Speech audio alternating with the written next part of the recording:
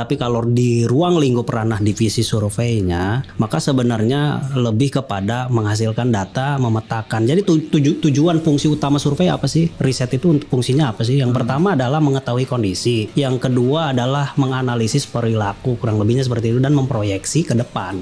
Siapa penyelenggaranya atau perorangannya itu memang di skip. Memang itu kan dapur lembaga dong gitu loh. Jadi batasan dalam arti terbuka di sini, ada sumber dananya nggak dalam kegiatan survei? Ada. Siapa partai, siapa nama partainya tidak disebutkan, ya itu hak lembaga survei juga gitu loh maksud saya. Di sini saya mau menyampaikan begini Bang, saya bilang integritas hasil survei atau lembaga survei itu bukan satu-satunya ditentukan oleh transparansi sumber dana gitu loh.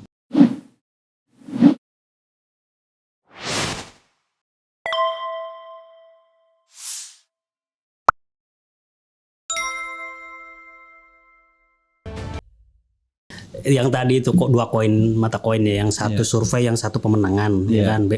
Yang satu data, yang satunya kepentingan, ya strategi lah, kemudian kemasan lah dan sebagainya. Saya kira begini, mana yang dominan? Lah kalau misalkan data ini yang menjadi peran utama, menjadi kiblat, menjadi alat ukur utama untuk membuat strategi, saya kira itu lebih objektif.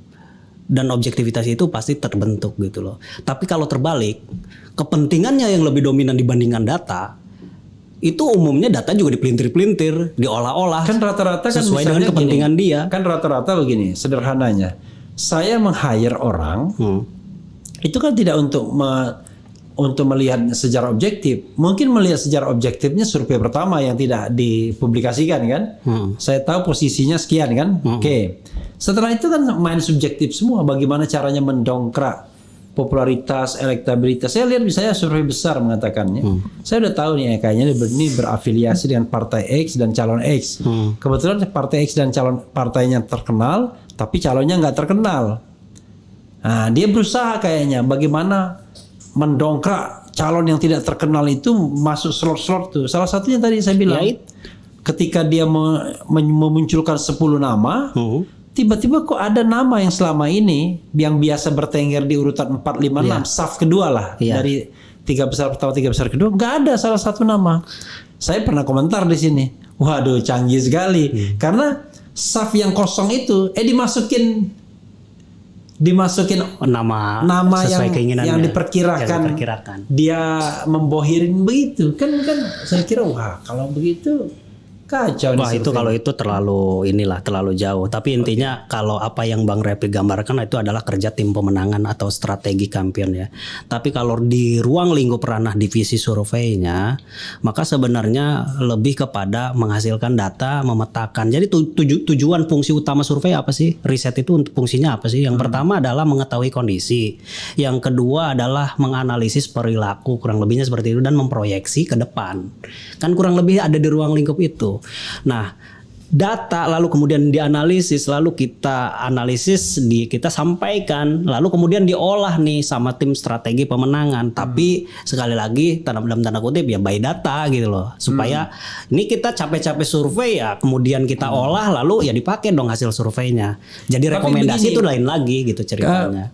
Apa di luar katanya nggak boleh, di luar negeri saya nggak tahu ya, di luar negeri nggak boleh itu digabungkan dua kegiatan ini karena ini justru akan bias nantinya. Antara tim pemenangan dengan survei itu nggak boleh digabungkan etikanya. Di luar begitu ya? Dia faktanya ya sejauh ini digabungkan, digabungkan dalam satu atap lembaga survei lah poster. Justru di situ uangnya banyaknya di situ. Ya itu, makanya cuma survei doang. Walaupun demikian ya tetap lah itu kan bisa dipisahkan di dalam proses teknis. Iya bisa jadi kadang si klien juga meng-hire lembaga survei lain. Enggak, maksudnya nggak ada kode etik persepi yang memisahkan itu kan? Tidak ada. Iya. Tidak. Di satu sisi juga kita yang melaksanakan strategi ini merasa puas Bang kalau kita yang melaksanakan survei. Mulai dari awal kita yang membuat kuesioner, kita tahu apa yang mau kita ukur karena target kita ini kita akan buat seperti ini. Nah, jadi dari awal sejak merancang kuesioner itu kan kita sudah membayangkan kita akan strateginya nanti bisa jadi seperti ini, maka kita harus mengukur ini. Ya bisa nggak misalnya ya, kalau kita misalnya bagian dari tim pemenangan misalnya, dibikin kode etik, Anda tidak boleh mengumumkan hasil survei karena pasti bias kan, dalam hal penyajian pasti bias kan. Jadi Anda boleh menggunakan survei Anda secara internal, tapi itu untuk diskusi, untuk apalah kebutuhan, tapi nggak boleh mengumumkan hasil survei.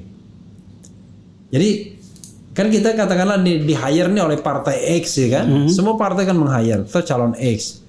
Lalu kita mengadakan survei. Nah survei itu kita umumkan. Padahal yang jelas ketika kita menyajikan ke publik, itu kan pasti kita agak kita pelintir sedikit agar ini kan citranya baik. Maksudnya menggiring opini publik. Iya kan, menggiring opini publik. Padahal survei itu kan tergantung penyajian juga. Saya bisa mengatakan gelas itu separuh penuh atau separuh kosong, kan kira-kira gitu. Bisa positif, bisa negatif kan. Iya. Tren kepercayaan masyarakat terhadap Jokowi masih 60%, ya kan? Tapi bisa juga mengatakan anjlok 60% kan, padahal sama-sama 60%. Tapi bahasanya public image-nya kan jauh banget gitu. Nah gitu loh.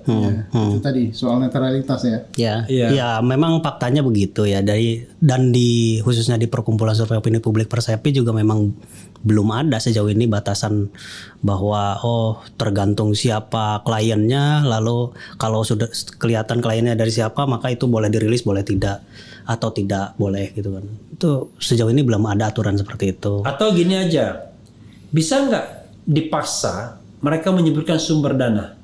Sumber dana aja nggak mau disebutkan loh. Tidak ada lembaga survei mau menyebutkan sumber dananya dari mana. Ya benar. Iya. Itu kenapa? Kalau kita sih nggak masalah. Mestinya, mestinya kan dia sebutkan tuh untuk menilai objektivitasnya kan. Jadi masyarakat tuh dicerdaskan juga gitu. Iya. Kalau saya pribadi setuju dengan pertanyaan Bang Repli. Semestinya terbuka lah ke publik. Namun memang juga terbuka di sini maknanya juga terbatas. Dalam arti kata ini sumber dana ini dari mana? Kita secara perorangan maupun organisasi partai tidak ada beban tuh, sampaikan aja dari kita punya sumber dana dari siapa. Tapi jarang, hampir nggak pernah itu. Kadang ada ini juga yang kita tanyakan lagi, siap nggak masyarakat kita menerima ketika kita menyebut sumber dananya dari si A, kita umumkan seperti tidak, ini. maksud saya batasan di situ tuh siapa penyelenggaranya atau perorangannya itu memang di skip, memang itu kan dapur lembaga dong gitu loh. Jadi batasan dalam arti terbuka di sini ada sumber dananya nggak dalam kegiatan survei? Ada. Siapa partai, siapa nama partainya tidak disebutkan, ya itu hak lembaga survei juga gitu loh maksud saya. Enggak, maksud saya ditekan dengan kode etik. Jadi terlepas dari hak tadi, maksud Bang Refli, kenapa nggak diumumkan? Kalau saya itu tadi pertanyaannya, sebagai bagian kewajiban. Masyarakat siap nggak ketika dia tahu ini dibayar oleh si A, maka dia membaca hasil survei itu, jangan-jangan si masyarakat sendiri yang bias gitu. Oh, dia yang bayar. Ya, masyarakat bukan nggak siap. Yang nggak siap itu lembaga surveinya. Masyarakat kan nggak akan berontak juga dia. Masyarakat dia akan tapi menilai. Kan secara menggiring opininya juga terpengaruh dong. Enggak dong. Justru ketika dia tidak diumumkan, masyarakat selalu curiga. Jadi survei apapun dia nggak percaya karena contoh misalnya Rizal Ramli ya, saya nggak percaya lah katanya yang namanya apa survei RP ya kan. Ya. Kenapa? Itu dibiayai semua. Jadi ada yang mengatakan saya baru bisa percaya dengan lembaga survei kalau dia sebutkan sumber dananya. Karena begini, ada juga yang cerdas kan. Oh, saya tahu nih sumber dananya dari X, maka saya akan teliti kan. Cara dia menyajikan, ya kan? Cara dia menyampaikan tuh angka-angka kan nggak bisa dibohongin kan. Tapi cara menyajikan itu bisa membuat opini menggiring opini kan. Di sini saya mau menyampaikan begini Bang. Saya bilang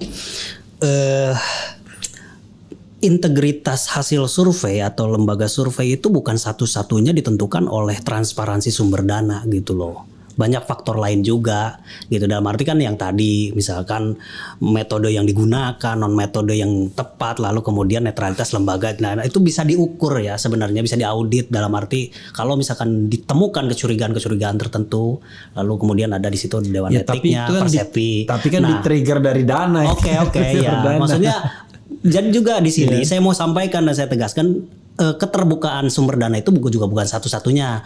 Walaupun memang keterbukaan, transparansi sumber dana di dalam penyajian nanti dirilis gitu, itu lebih bagus dan itu memang harus seperti itu. Tapi juga memang menurut saya itu batasan-batasan tertentu. Dalam arti ketika disampaikan ya ada sumber dananya lalu dia berbohong di dana sendiri, dana pribadi, ya berbohong berarti.